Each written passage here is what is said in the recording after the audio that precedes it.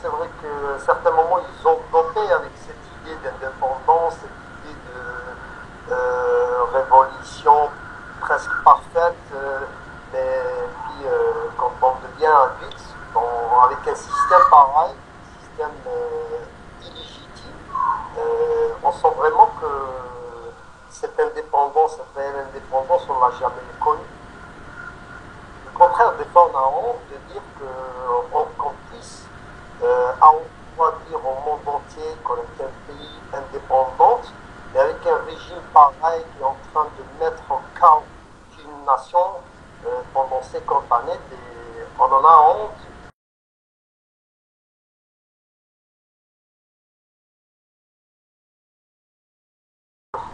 La jeunesse, le problème, c'est qu'elle est un peu perdue.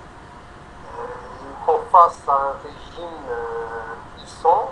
Et cette puissance est seulement dans le sens où il a beaucoup de monnaie, beaucoup d'argent.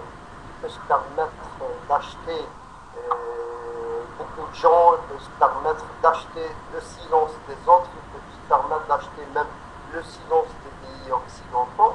Donc il est un peu perdu, mais on sent toujours qu'il y a toujours quand même comment dirais-je, des initiatives. Il y a une volonté d'une partie de jeunes qui essayent au moins de lever leur voix et tout, mais c'est difficile. On sent vraiment que... Parce que le problème, c'est que l'Occident, bien, beaucoup de gens, ils donnent des analyses sur la situation en Algérie, c'est biais qui se balancent sur, je sais pas moi, sur Internet, sur Facebook, mais en réalité, c'est pas ça. Parce qu'une grande partie des jeunes algériens, c'est des jeunes, c'est ce jeune qui a 45 ans, qui vit avec sa famille, avec ses parents, ses 7 frères et sœurs, qui passe son temps devant son immeuble en train de jouer aux cartes. Et il a dans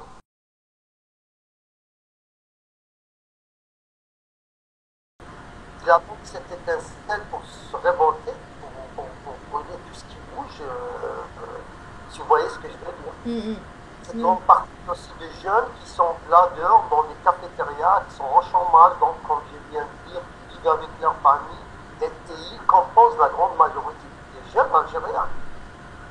On trouve beaucoup de commentaires, on trouve beaucoup de jeunes activistes comme nous par exemple sur le net, mais on ne compose pas toute cette partie d'Algérie, cette quantité, cette puissance de jeunes qui sont vraiment désespérés, qui sont là à attendre cette étincelle.